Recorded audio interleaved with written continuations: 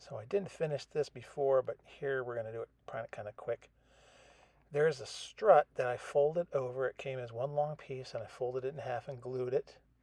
And it's going to go into that slot on the bottom, the top of the bottom stabilizer, and then it's going to fish through that top slot on the rudder right there. And that piece, by the way, I trimmed it a little bit, so I did some test fitting to make sure it would work. All the end plates I added, and they were literally square rectangular pieces of silver, butt glued them, trimmed them, and edged them with my Sharpie. So there's the bottom piece, and this is going to fit right in the middle fin is the one with the notch in the middle. The fins are all the same, but the middle one has that big notch in the top, so you know which one where that's supposed to go. So I've test fit these a bunch of times. They seem to be pretty good and square. So now I'm going to go ahead and put the strut piece in there. I'm going to put it down first. I don't know if this is the best sequence of events, but it seemed to work for me. Glue this in, make sure it's nice and flat, make sure it is even. It doesn't have to be, I kind of pre-bent it, but it doesn't have to be perfectly aligned with those slots quite yet, because we'll put that in once we put the actual fin in place.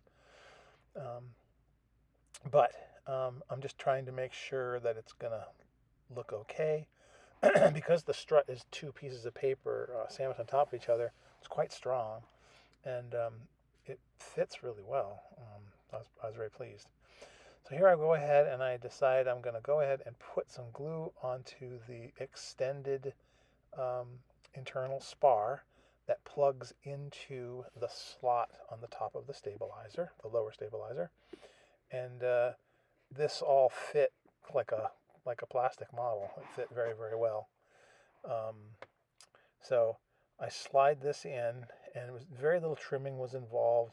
I did make it so that I could slide it forward a bit because I wanted to have the white pieces covered completely um, with the actual fin parts. And there it is together, and I'm just making sure I get some extra glue off the sides. Probably should have used just a slightly wetted old paintbrush, but I used my little pointy tool to do this. Just making sure that I get rid of excess glue, and now I'm making sure that it's square, um, because you want it to be, it's got to be perpendicular to the stabilizer, and you just got to make sure that looks good. And I use basically the Mark 1 eyeball, and then at some point I do use a little square to make sure that it's close. But to be honest, your eye is usually pretty dang good. And in this case, I want to get it to start to dry, but I still got to put in those struts. And I thought, okay, the struts are probably going to move around a little bit and alter it a tad. So let it dry a bit, and then go ahead and try to fit those struts, because that will strengthen it too. I painted the tips of the struts with my Sharpie, my silver Sharpie, because I thought they probably would stick out a little bit. They were white, and they just slip into those slots that are cut in the stabilizer top. But I thought they're probably not going to fit perfectly. I test fit them, and they're amazingly good. Slight bend and put it in there, and you can see I kind of squashed it in there, and it's straight and looks pretty good. Again, it's just paper, and it seems to be really good. It has the illusion of airfoil and everything, so it isn't airfoil, but because it's thick enough, and in this scale, you can imagine it's an airfoiled strut. It looks nice. Put the other side in, and it was the right length. In other words, it wasn't too small, it wasn't too long. The middle fin is still straight. At this point, I'm amazed. A miracle has occurred.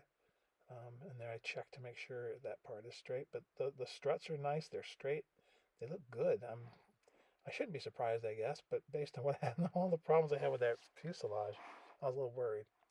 So let that dry a bit, and then I thought, okay, the next step might be to just go ahead and glue in the center fin into the lower section of the top stabilizer, because this is going to start to get things lined up, and then put on the end fins as sort of the end plates, and put them in place. They're just butt glued in place. It looks like there's a couple of spots for almost like wire that could go in there, but I just butt glued them and they seem to be fine. There's nothing that says to do anything on the plans, so That again is in that little slot. I make sure it's flat, and I try to make sure it's straight. What's nice is you can put like this, put the leading edge on the bench, and that's going to automatically give you a jig to align everything. So as long as you make sure it dries flat against that leading edge, you're not going to have any weird stagger to the stabilizers. And so that's important and very simple to do. And I'm kind of eyeballing it, and it's surprisingly straight. It's not wonky, it's not staggering, it's not diagonal, it's not crooked. Looks pretty good. And when I put those end fins on, the thing will be dang strong, I think. So I went ahead and tested them, and they seemed to fit. They weren't too, again, these fins aren't too long. They don't take things out of alignment. And I really thought they would. I mean, I test fit them and they fit, I thought. But I also thought, okay, once you put glue on there, everything goes to pot usually. But this really worked out nice. So I just picked a side. You just make sure you're putting them in the right way, although you really can't mess up. Because you can see that white part on the stabilizer is where this is supposed to fit. And so I just overlap those where they're supposed to go and just sort of get them started gluing on one side. And then I slide it under, and the glue will attach, and I will get it aligned on the other part. Right now the whole stabilizer is upside down. That white piece in the center, that's going to be for the tail wheel. We'll figure out how that goes on later. But now I'm just making sure again that the fin and rudder are perpendicular to the stabilizers, making sure that they're overlapping in that little white area where they're supposed to sit. I'm squeezing a tiny bit to make sure that its glue is actually attaching. And now I'm checking to make sure the leading edges are aligned, and they are. So, at this point I was sort of flabbergasted that it's as nice as it looks, as nice as it is. And I thought, all right, we got a bat in 1,000 here. Let's just go ahead and put the other one on. And again, I just didn't have enough time to do it with that previous video, so this is just a little extra. This will be, I guess, 3A, just to get this part finished, and so that you can see that something's actually done.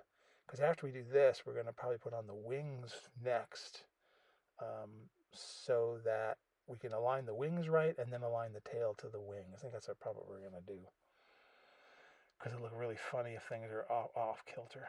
So the other side, same thing. And this is where I thought I'm probably going to run into trouble because it's not going to align.